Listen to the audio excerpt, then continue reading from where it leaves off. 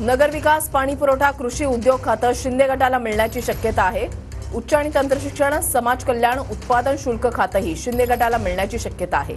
गिरीश गायकवाड आमचे प्रतिनिधी अधिक माहिती देतील। गिरीश, नक्कीच वृषाली, आपण पाहतोय की 4 तारखेला सर्व मंत्र्यांना ज्यांची नावं या खात्यांमध्ये असणार आहेत मंत्रिपदासाठी त्यांना संध्याकाळपर्यंत फोन जातील अशी माहिती सूत्रांकडून मिळते। आणि एकनाथ शिंदे यांच्या शिवसेनेला मिळणारी जी संभाव्य मंत्र्यांची यादी आहे, खात्यांची यादी, ही सध्या आपल्याकडे आलेली आहे। आणि त्यानुसार नगर विकास खातं, पाणी पुरवठा, कृषी उद्योग, उच्च आणि तंत्र शिक्षण, समाज कल्याण, राज्य उत्पादन शुल्क, PWD आणि रोजगार हमी ही संभाव्य खाती येण्याची शक्यता आहे। यामध्ये आणखी 4 ते 5 खात्यांचा देखील समावेश होऊ शकतो, ज्यामध्ये गृह आणि रेव्हेन्यू म्हणजेच महसूल याचा समावेश असणार आहे का, याकडे उभ्या महाराष्ट्राच्या देशाच्या नजरा केलेल्या आहेत। कारण या दोन्ही महत्त्वाच्या खात्यांवरती शिवसेनेनं आपला दावा केलेला आहे आणि ही खाती घेण्यासाठी शिवसेना त्यासोबतच इतर मंत्री जे आहेत शिवसेनेचे ते सुद्धा आग्रही असल्याचं बोललं जात आहे।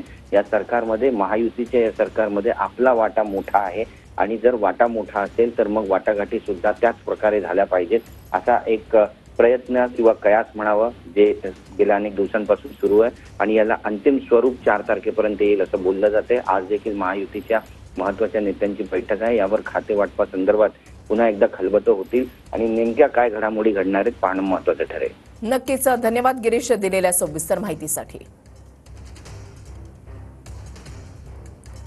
तर शिंदे गटाला मिळणारी संभाव्य खाती आपण पाहताय। नगर विकास, पाणी पुरवठा, कृषी उद्योग ही खाती जी आहे ती शिंदे गटाला मिळण्याची शक्यता जी आहे ती वर्तवली जाते। उच्च आणि तंत्र शिक्षण, समाज कल्याण खातं शिंदे गटाला मिळणार का हे पाहणं महत्त्वाचं असेल।